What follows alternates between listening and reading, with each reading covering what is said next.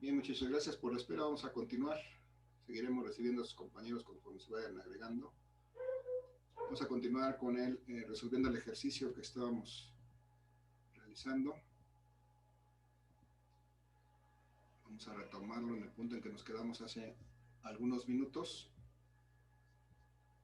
Y entonces estábamos en esta parte que es muy importante y muy interesante porque es la causa frecuente de errores en estos cálculos. Entonces, muchachos, vamos a reflexionar un poquito.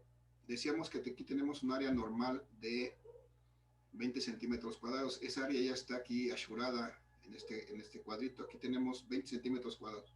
No quiere decir que tenga 20 centímetros por lado, sino que tiene 20 centímetros cuadrados. Puede tener 5 por 4, 4 por 5 o cualquier otra combinación, de tal suerte que esta área tiene 20 centímetros cuadrados. Pero tenemos que expresarla en esta ecuación, poner su valor en metros cuadrados. Entonces, pues tenemos varias formas de hacerlo. Lo más limpio es que hiciéramos la conversión de estos 20 centímetros cuadrados a metros cuadrados. ¿Alguien se acuerda cómo puede ser la conversión de estos centímetros cuadrados a metros cuadrados, muchachos? ¿Alguna idea? Estableciendo una relación. Una relación, sí. Puede ser de esta manera. De hecho, la forma más limpia de hacer esto es hacer la conversión de unidades, multiplicar por un factor, de tal manera que yo pueda pasar estos centímetros a metros. Entonces yo necesito metros en lugar de centímetros. Y entonces para ir eliminando estos centímetros cuadrados tengo que poner aquí un factor. ¿Cuánto pondría? Por ejemplo, aquí tengo que poner una unidad, un metro. ¿Cuántos centímetros tiene un metro? 100. 100. Bien. Y con eso podría eliminar uno de los centímetros, pero tengo centímetros cuadrados, entonces tendría que hacer esto 2 veces, de tal manera que aquí arriba tenga como resultado metros cuadrados y aquí abajo pueda eliminar estos centímetros cuadrados mediante esta conversión. Entonces, centímetros cuadrados con estos centímetros se eliminan y entonces me van a quedar acá metros cuadrados porque tengo metros y metros cuadrados. Entonces 20 por 1 por 20 me va a dar 20 y aquí arriba tengo metros cuadrados y entonces divido entre 100 por 100. ¿Cuánto es? 10,000. 10,000. Si divido 20 entre 10,000, pues me queda ahí como 0.00 y algo. Esa sería una forma. La otra forma es representar estos 10,000 como una potencia de 10. Sería 2 por 10 a la menos 3. ¿Sí? Metros cuadrados. Ahorita vamos a hacerlo así. 10 a la, sería 10 a la 4. Y si luego paso esto al numerador, entonces podría expresarlo como 20 por 10 a la menos 4. También sería 10, 20 por 10, 2 por 10 a la menos 3 sería lo mismo. Pero yo quiero que vean esto para que vean que hay una cierta facilidad de hacer esta conversión. Si se dan cuenta, aquí tengo los mismos 20 centímetros que tenía yo antes, que son estos. Y entonces para pasarlo a metros cuadrados, lo único que tengo que hacer es multiplicar por 10 a la menos 4. Entonces esa es la receta, muchachos, para pasar de centímetros a metros cuadrados. Lo único que tengo que hacer es esta cantidad, tal como está en centímetros cuadrados, simplemente la multiplico por 10 a la menos 4 y entonces ya la expresé en metros cuadrados. Entonces ustedes, pues usen la que quieran, pero para mí esta es la más simple. Desde luego tengo que recordar cuál es este factor para pasar de centímetros cuadrados a metros cuadrados, que es precisamente 10 a la menos 4.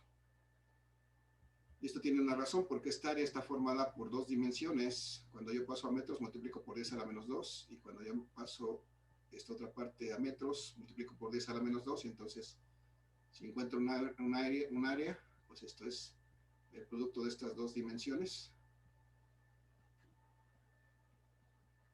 Entonces me da 10 a la menos 4. Pero bueno, esa es la sugerencia. Ustedes, muchachos, a ustedes pueden hacerlo como más fácil les parezca. A mí esa es la forma más fácil de hacer la conversión. Puse esto porque para ver de dónde sale, pero si recuerdo este factor de 10 a la menos 4, pues simplemente ya no tengo que hacer conversión. Igual que cuando pasábamos de metros a centímetros, perdón, de centímetros a metros, que era por 10 a la menos 2, cuando pasamos de centímetros cuadrados a metros cuadrados es por 10 a la menos 4. Bueno, entonces después de ese breviario cultural, vamos a sustituir el valor del área normal de 20 centímetros expresada en metros cuadrados como 20 por 10 a la menos 4 metros cuadrados. Y multiplicado por la permeabilidad de ese medio, que aquí está expresada, es un dato que ya me dieron, que es de 5 por 10 a la menos 4 Weber sobre amper metro. 10 a la menos 4 Weber sobre amper metro. Y entonces vamos a hacer esta operación. Arriba no tenemos nada que multiplicar, entonces nada más dejamos 60 por 10 a la menos 2. Vamos a reducir de 9 unidades estos metros cuadrados con estos metros con estos metros, y solamente me quedan Weber sobre amper en el denominador. Y si multiplico 20 por 5, pues me da a dar 100, ¿no? 20 por 5, 100. Por 10 a la menos 4 por 10 a la menos 4, me va a dar por 10 a la menos 8. Y las unidades aquí son Webers sobre amper en el denominador. Y si hacemos esta operación, muchachos, 60 entre 100 me va a dar 0.6. 10 a la menos 2 entre 10 a la menos 8, ¿cuánto me queda, muchachos? A la menos 6. No, a ver, chequenle. Menos 8, este 10 a la 8 sube al numerador con el signo contrario, sube sumando. Menos 2 más 8. Más 6. 10 a la 6. Y estos dos unidades al subir al numerador cambian de posición y me quedan amperes por Weber.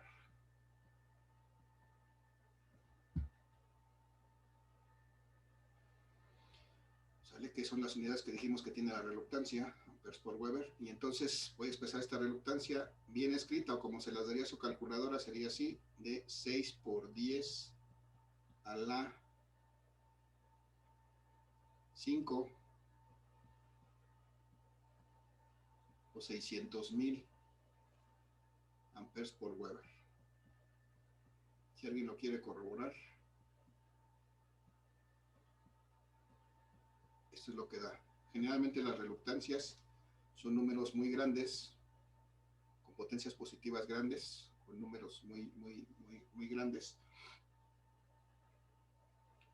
con estas unidades, amperes por Weber. Muchachos, hasta ahí dudas, preguntas, comentarios. No, profe. ¿No? Bien, entonces lo único que me resta, muchachos, es calcular el flujo magnético de este toroide, es decir, la cantidad de líneas que atraviesan esta área de sección transversal. Aquí habrá muchas líneas. Si viera yo las puntas de las flechas de esas líneas, estaría viendo aquí todas esas líneas pasando por esta sección transversal.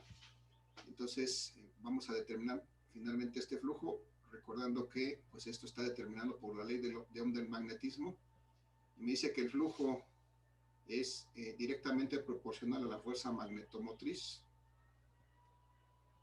de acuerdo con la ley de Ohm del magnetismo, directamente proporcional a la fuerza magnetomotriz e inversamente proporcional a la reluctancia. Y estas dos cosas ya las calculamos.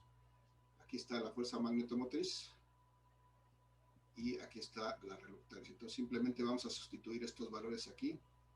Tenemos que son 720 amperespiras o ampervueltas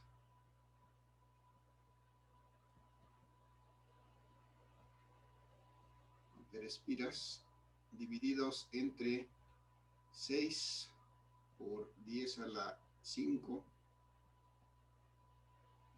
amperes por Weber. Y entonces si hacemos esta operación, 720 entre 6 me da 120. Si me equivoco me dicen, por favor. 120, este 10 a la 5. Sí, 120. Cuando sube al numerador se convierte en 10 a la menos 5. Estos amperes, con estos amperes se eliminan y me quedan solamente Webers. Aquí las espiras desaparecen. Son solamente la cantidad de vueltas que da el conductor. La unidad propiamente son Webers.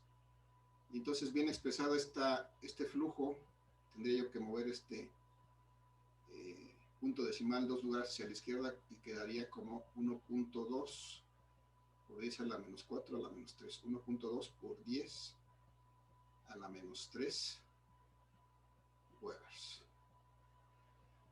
Y esto es una cierta cantidad de líneas de fuerza magnética. Recordemos que un Weber es tanto así como 10 a la 8 líneas de fuerza magnética.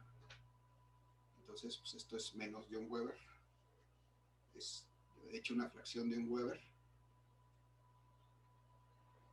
Entonces, son una cierta cantidad. Había que hacer la conversión a líneas de fuerza magnética, pero no es el caso de este problema. Simplemente es determinar el flujo expresado en Webers. Muchachos, ahí está ese flujo expresado en Webers. Y ya concluimos con este problema. ¿Alguna duda, alguna pregunta de cómo aplicamos estas expresiones? ¿Cómo calculamos estos parámetros? No, profe. No, profe. ¿No? ¿Está clarísimo como el agua? Efectivamente. Más o menos. Más o menos, ok.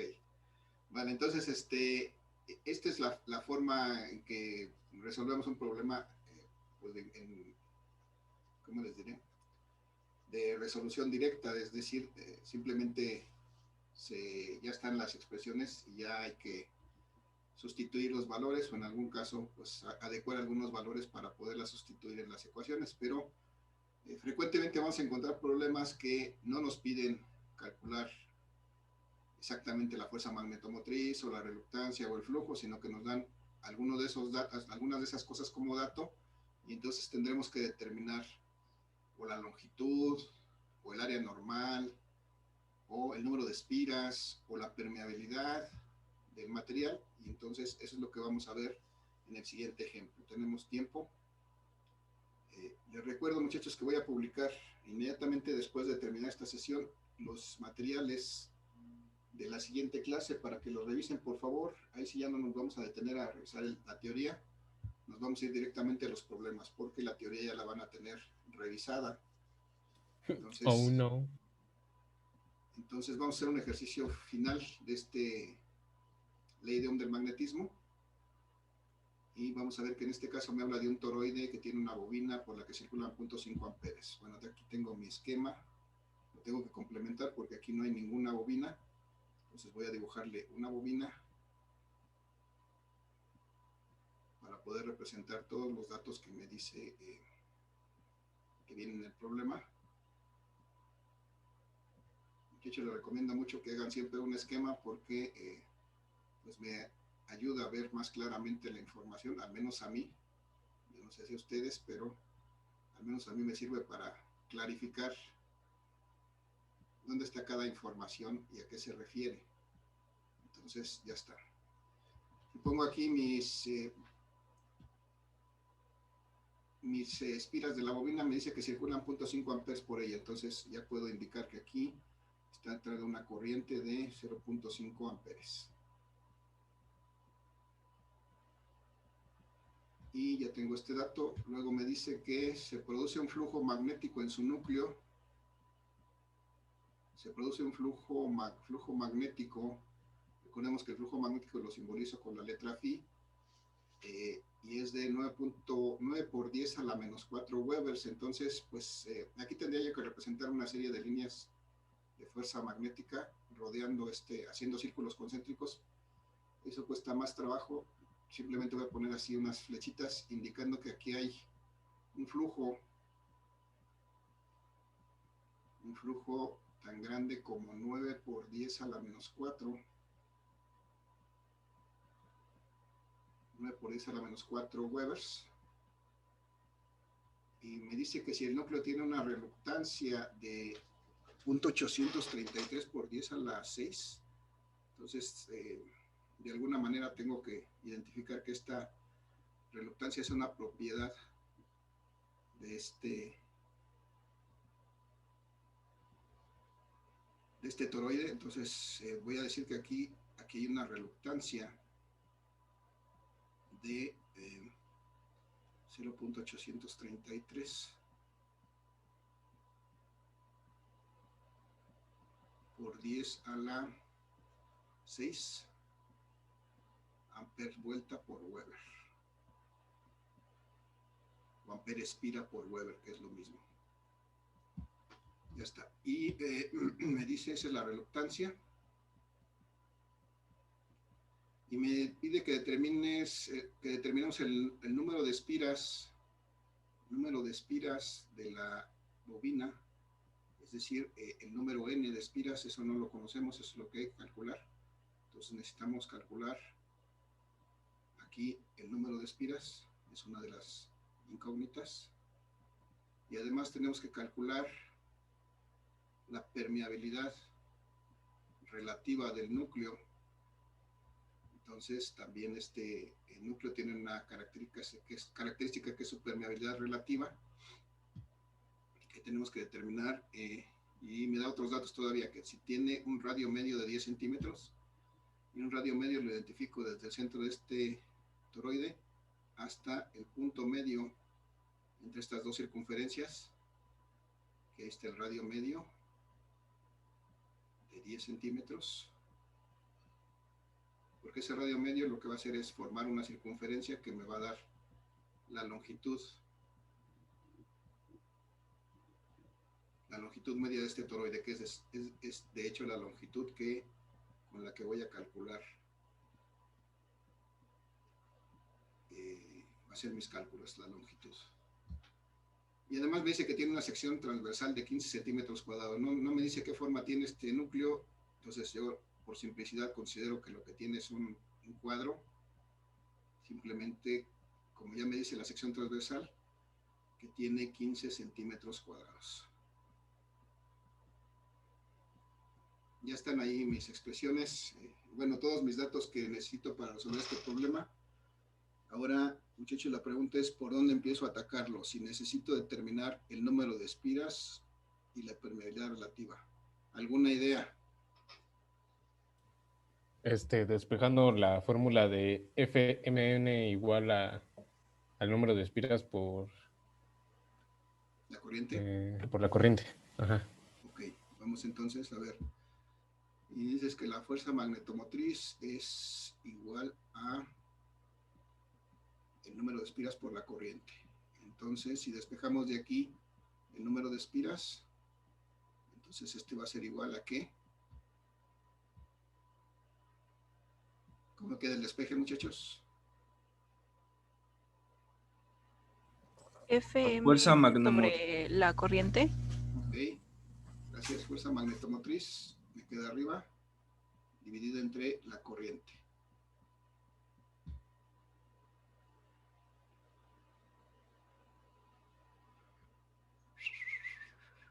Chin, pero no tengo fuerza magnetomotriz.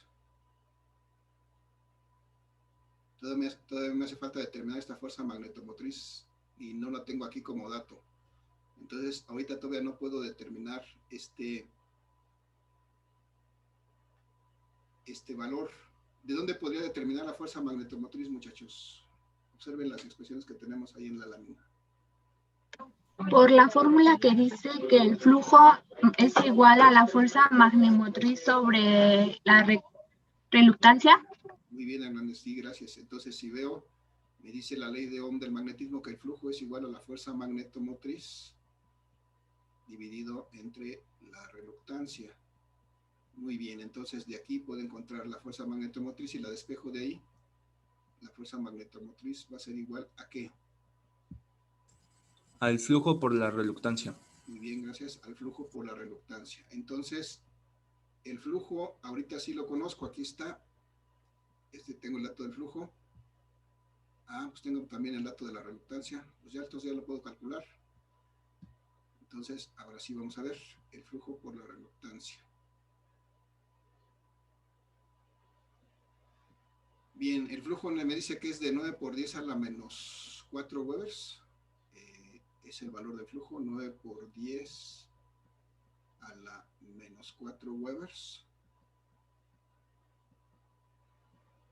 Y entonces multiplicado por la reluctancia que está aquí de 0.833 por 10 a la 6 amperes por Weber. Entonces hacemos este producto, muchachos, podemos obtener la fuerza magnetomotriz, es Wm aquí. Fuerza magnetomotriz es igual a... ¿Cuánto me da eso, muchachos? 9 por 0.833, si me ayudan con sus calculadoras. Da 7.49. 7.49, ok, gracias. 7.49 por 10 a la menos 4 por 10 a la 6. A la menos 2. Digo, a las 2, perdón, a la 2. Y es a la 2, ok. Y entonces, esto sería 749, ¿no? Si multiplico 7.49 por 10 a la 2, corro el punto 2 lugares a la derecha, 749. ¿Qué estoy haciendo aquí?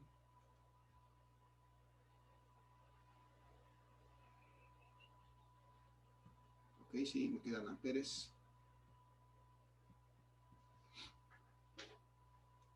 Y recordamos que esta fuerza magnetomotriz la voy a expresar como amperes piras. Les decía por eso que las espiras aparecen y desaparecen como mágicamente. Pero bueno, ya está, 749 amperes piras. Ahora ya tengo este valor que voy a sustituir aquí. Ahora sí puedo decir que la fuerza magnetomotriz de 749 amperes piras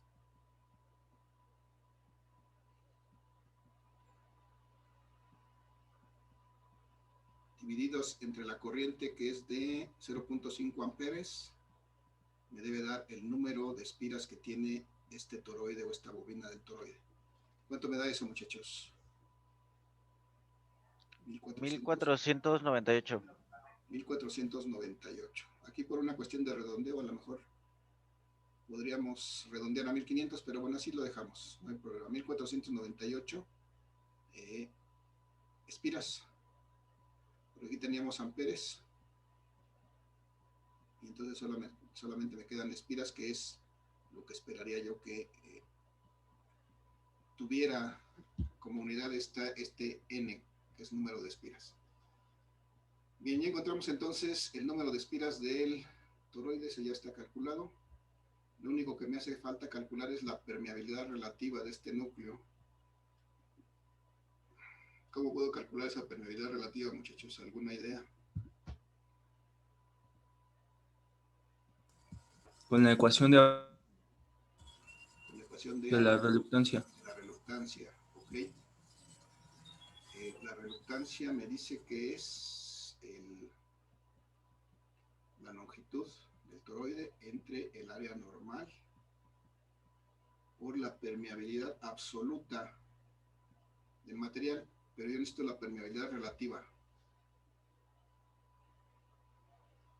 ¿Qué tengo que hacer con esta permeabilidad absoluta para que quede en función de la permeabilidad relativa? ¿Alguien se acuerda, muchachos? ¿Qué relación hay entre la permeabilidad absoluta y la permeabilidad relativa?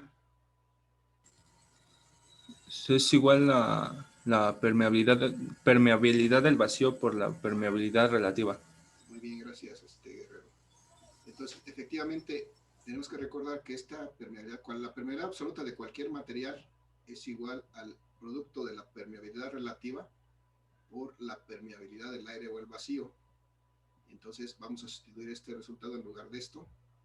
Y ahora sí, entonces, la reluctancia es igual a la longitud entre el área normal multiplicada por la permeabilidad relativa, que es lo que queremos encontrar, por la permeabilidad absoluta del aire o el vacío. Ahora sí, tenemos que despejar esta μr, que es lo que necesitamos. Por lo tanto, esta μr, ¿a qué será igual? Bueno, primero vamos a quitarla de aquí, vamos a pasarla para acá. Y luego vamos a ver que nos va a quedar multiplicando esta reluctancia, y entonces lo que tenemos que hacer es quitar esta reluctancia y pasarla para acá. Entonces, si vamos a ver, para hacerlo fácil, acá va a pasar la permeabilidad relativa y esta reluctancia va a pasar a ocupar su lugar. Entonces únicamente vamos a intercambiarlas de posición.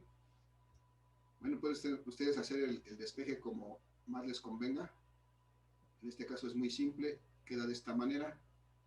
Me queda la longitud entre el área normal multiplicada por la reluctancia y multiplicada por la permeabilidad absoluta del aire o el vacío. Entonces, para encontrar esa permeabilidad relativa, vamos a sustituir esos datos. Va a ser igual a la longitud. Por principio de cuentas, ¿cuánto vale la longitud de esta circunferencia media del toroide? No la conocemos, solamente sabemos que su radio medio es de 10 centímetros. ¿Cómo calculo esta longitud? ¿A qué es igual? A 2pi por el radio medio. 2pi por el radio medio. Muy bien, gracias. 2pi por el radio medio. En este caso, el radio medio vale 10 centímetros. Pero lo voy a expresar así porque me va a servir para simplificar la ecuación. Entonces, esta longitud la voy a expresar como 2pi por el radio medio. El radio medio son 10 centímetros que tengo que expresar en metros. ¿Por cuánto? 10 por 10 a la menos 2. Muy bien, gracias. 10 por 10 a la menos 2. 10 por 10 a la menos 2 metros. ¿Ok? Ya está la longitud. Y entonces debo de dividir entre el área normal. Otra vez tengo 15 centímetros. Tengo que expresarlos, 15 centímetros cuadrados. Tengo que expresarlos en metros cuadrados. ¿Cuánto es? 15 por 10 a la menos 4. Muy bien, gracias. 15 por 10 a la menos 4 metros. Así de fácil y así de sencillo.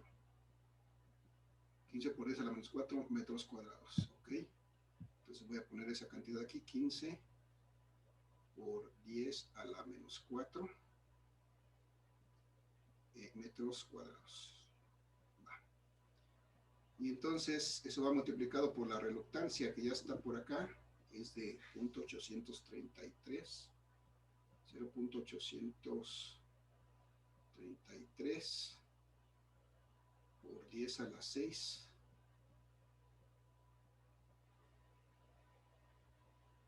Bien, nos quedan 10 minutos. 10 a la 6 amper vuelta por Weber.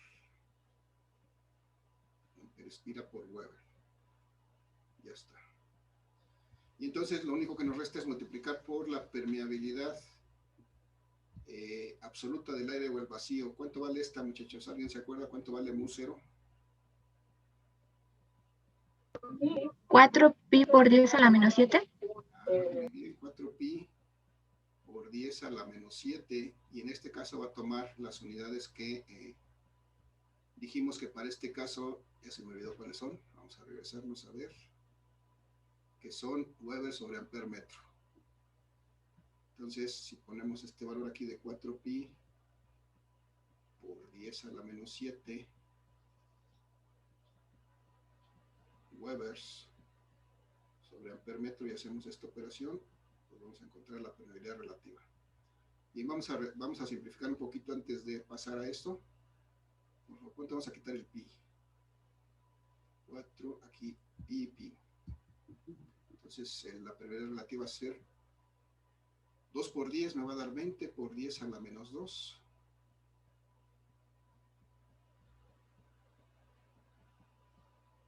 Y una vez vamos a ver que podemos más reducir estos metros con estos metros y estos metros con estos metros, se eliminan.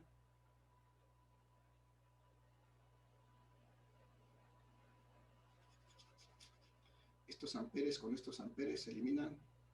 Estos Webers con estos Webers se eliminan. ¿Qué unidades me quedan, muchachos?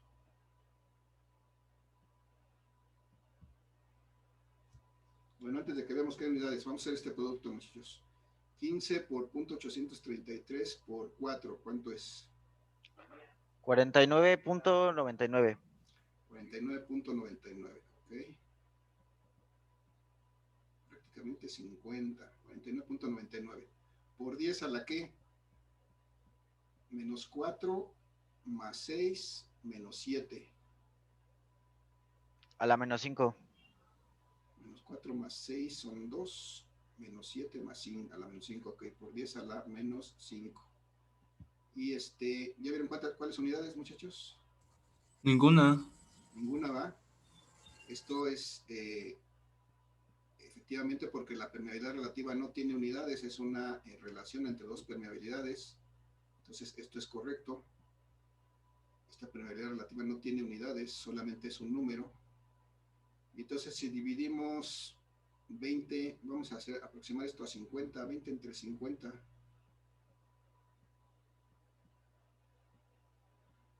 Punto 4. Por 10 a la menos 2, por 10 a la menos 5, me va a dar punto 4. ¿Por 10 a la qué? Menos 2 más 5. A la 3. A la 3. Y si quitamos 10 por 10, es 10 a la 3, no 10 por 10 a la 3. Entonces, si quitamos esto, tengo que aumentar 2 ceros y entonces me va a dar 400. Esa es la permeabilidad relativa de este núcleo, 400. ¿Qué quiere decir eso? Que es 400 veces la permeabilidad absoluta del aire o el vacío. Es 400 veces más fácil que pasen las líneas de fuerza a través de ese núcleo que a través del aire o el vacío. Y ya está, muchachos. Entonces, este es el otro caso que podemos encontrar. Si se dan cuenta, pues no es tan difícil. Hay que recordar algunas cosas. Hay que tener presente esas cosas para poder resolver estos problemas. No, muchachos, dudas, preguntas, comentarios. No, profe. ¿No? ¿Clarísimo como el agua o más o menos?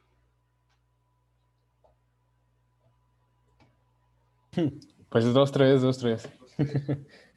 Bueno, entonces va a haber unos ejercicios ahí propuestos para que pongamos en práctica esto y ahí se verá si quedó clarísimo o no como el agua o veremos qué hay que repasar para que quede claro. Muchachos, entonces hasta aquí este ejercicio. Hasta aquí la sesión del día de hoy. Antes de que nos vayamos, déjenme por ahí en el chat sus nombres y apellidos, los que participaron para registrar su participación en esta sesión. Nombre y apellido únicamente, muchachos, para que me faciliten el registro de su participación. Y si no hay dudas adicionales, pues hasta aquí lo vamos a dejar el día de hoy. Publico, les digo, les voy a publicar este material desde luego. El video no, porque me cuesta más tiempo, no me da tiempo para publicarlo, pero esta pantalla, esta presentación se las voy a publicar junto con los ejercicios y tienen los videos que ya estaban previamente programados para que puedan resolver sus ejercicios de la ley de Ohm del magnetismo. Y les voy a encargar que revisen los videos del siguiente tema, que es ley de Lenz, ley de Faraday, inducción magnética, que voy a programarles también. Para que la próxima sesión, el viernes, realicemos ejercicios complementarios de esa ley de Lenz, ley de Faraday. Muchachos, dudas, preguntas por último, comentarios. No, ninguno, profe. ¿No? Vale, entonces hasta aquí vamos a dejar la sesión del día de hoy, muchachos. Les agradezco su asistencia. Tengan un excelente día, cuídense mucho. Hasta luego, profe. Hasta luego. Buen día. Hasta luego, profe. Con sus actividades. Hasta luego, profe. Hasta luego, buen día.